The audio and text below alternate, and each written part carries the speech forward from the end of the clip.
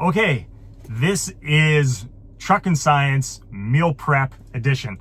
I tried making a video the other day. Well, I made a video the other day, and it was so scattered. It was all over the place, and I can't share that with anybody. I'll try not to be all over the place, but we're probably going to go all over the place again today. So what I'm going to do, first of all, is I will show you exactly what I prepped to take with me on the road this week and what I'm eating every day. And it's very simple, and it's easy. I like simplicity. I don't like a lot of complications. So for me, what I eat in a day on the road is every day I start my day off with 2 cups of coffee. It's coffee and sugar. I start my day off with a sugar drink. So I like having a hot sugar drink in the morning, and I find coffee is a great transport for that sugar to get into me, and the coffee and everything gets everything going when I first get up.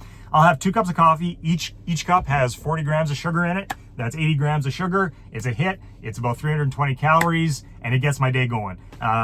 For those that for those with the understanding that when you wake up in the morning, or in my case, mid-afternoon, early evening, when you wake up, your cortisol is a little higher.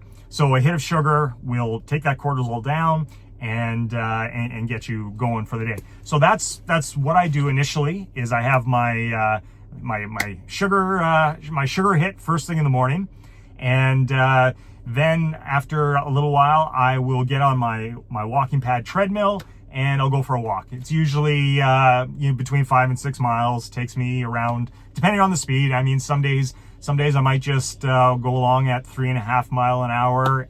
Some days I might bump it up to 4 miles an hour. So between 5 and 6 miles, I get in. Takes me about 90 minutes, and gives me my 10,000 steps in the day before I even get anything going.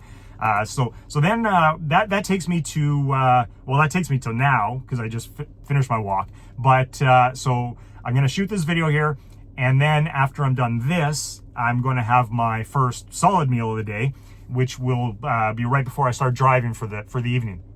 So my first, I call it my second meal, actually, because if you're talking about taking in calories, I consider my coffee and sugar calories. So my second meal of the day is fruit. So I start off with the first meal sugar, second meal fruit. And for me, the way that's working this week is I have a smoothie that I have. It's just it's frozen berries that I blend up with some pineapple juice. I blend that up. I put it in a jar. I bring it on the road, a few of those. So that's I have the smoothie. I have pineapple and grapes, and I'll also have an apple. So it's actually a pretty large fruit meal. So that's what I'll have before I hit the road. And once I'm driving, going down the road, after I say about anywhere between 4 and 5 hours, I will have my third meal of the day, and that's my starch meal. So starch meal is just about 1.5 pounds of boiled potatoes with salt. Very simple. I enjoy it. I don't nothing fancy about it. I'll actually just take them out a couple hours before I'm ready to eat them, let them come up to room temperature, and I really like the taste, just kind of a lukewarm boiled potato. And of course, I'm getting the resistant starch in there because I boiled them long before I ever hit the road. And that is very satiating. That gets me another 4 or 5 hours down the road, and that brings me to my final meal of the day, which I'll have which is going to be usually about 2 hours before I actually lay my head down on the pillow to get my sleep. And my final meal of the day, that's where I have my protein. My protein of choice is beans. So this is, it's just my 5 bean and lentil medley, whatever. I have in this concoction, I have black beans, I have chickpeas, I have red kidney beans, white kidney beans, and lentils. And it's all just basically equal portions of each one. It ends up being about 650. Again, about 1.5 pounds of beans, I just squirt in some sriracha sauce. It's delicious, high in protein, high in fiber, and that takes me for my final meal of the day. So it's sugar, fruit, starch, and protein, which is protein and starch really at the end of the day. So that's what I'm doing for meal prep. And it's simple, it's easy, it's satisfying, keeps me from having any food noise, and it's very sustainable. If I go back and I look at what I shared months and months ago for what I was doing as my sustainable diet, which was right after I came out of my my month-long sugar fast, I went on to a sustainable diet, and it's basically what I'm doing right now. That's why everything that's old is new again. After doing a body recomp and having all the protein and everything that I was doing, I right back to where I was right after my sugar fast, doing my original sugar diet. The only thing is that then I was doing like my sugar coffee, and then I would have fruit beans. I'm replacing one of the fruit meals with the potatoes. So I'm having the coffee with sugar, the fruits, the potatoes, and then the beans. So basically very similar. Just adding the potatoes in because I found along the journey here that I really love potatoes. So that's my meal prep for the week. Now I'll talk a little bit about why I've designed it this way. And so sugar diet people, everybody in that space, if you are just coming across my channel and you're not aware of the sugar diet, it's basically a high carb, low fat. To simplify it, to put it in terms of what most people understand, high carb, low fat, and lower protein as well. Especially if you're going to go sugar diet, then you're going to drive your protein really low. That's where the sugar fast, where you knock out all the protein that's possible. So that's where I'm finding is, remember the term FGF21, the hormone that's responsible for making your metabolism really skyrocket. That's only going to happen when you really lower your protein. In the absence of protein, that's your body is basically saying, where's the protein? Where's the beef? So it's your body is looking for a satiation of protein, and when you don't give your body the protein, it is going to basically waste energy. It's going to waste energy, so that you will go and seek out and find that protein and give your body what it needs, because protein is essential. It may not be gym bro numbers essential, but protein is essential for life. We need amino acids.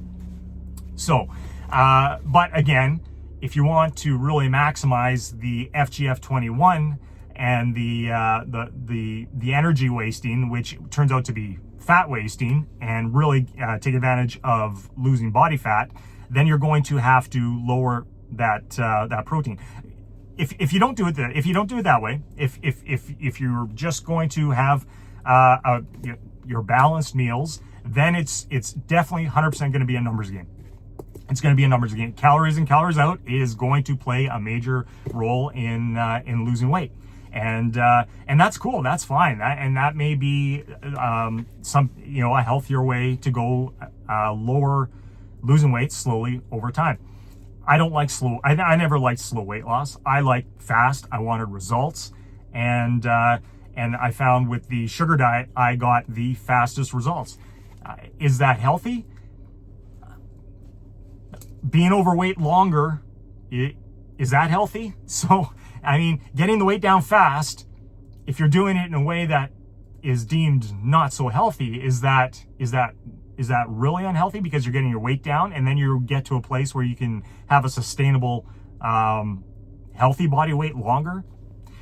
Anyways, that's up for discussion. So basically, yes, I designed my diet to be high carb, low fat, to be able to utilize the effects of FGF21, but I'm not in a massive weight loss area right now. I'm at sustainable lifestyle, so I'm adding in a lot more protein, but my protein comes at the end of the day. I'm taking advantage of low fat, very high carb throughout the day, burning lots of energy.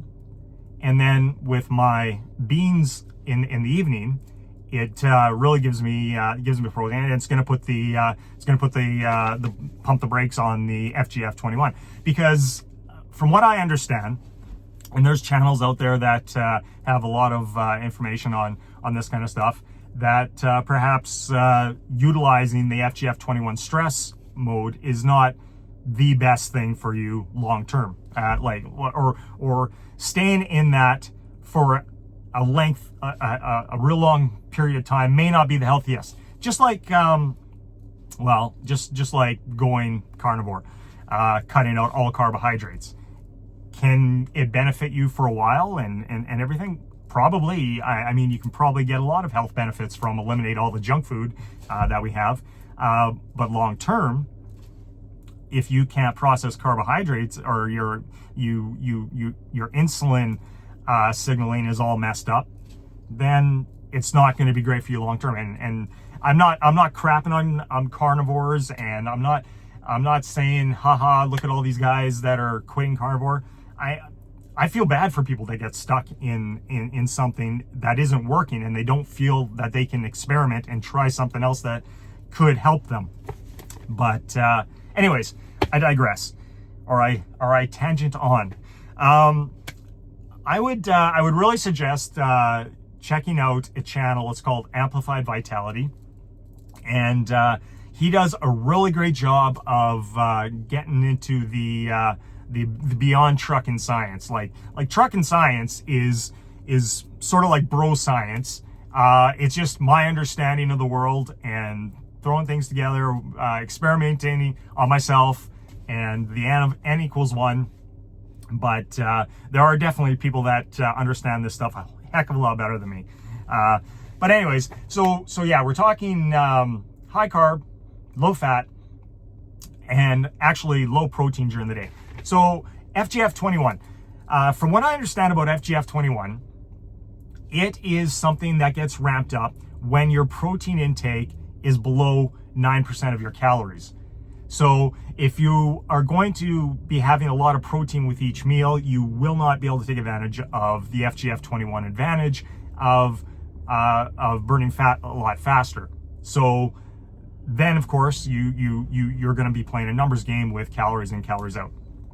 The advantage of FGF21 is that it can actually increase your calories that you're burning by something like 20%, just over and above what you're eating. Like your body will burn 20% hotter, 20% more energy through the FGF21 pathway. But protein will put a halt to that. And it seems to be that magic number is less than 9% of your calories from protein. So fruit is somewhere around 2 to 4% of the calories in fruit come from protein.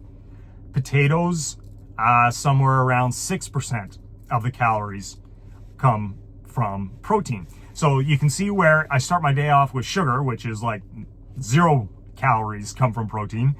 Fruit, as that first solid meal, has 2 to 4% of the calories from protein, and then potatoes, around 6% of the calories from protein. So I can actually take advantage of that FGF21 throughout the day until I have my final meal of the day, where I have my huge bean meal, and beans come in somewhere around 20% of their calories from protein. So of course, that's going to be over and above that threshold.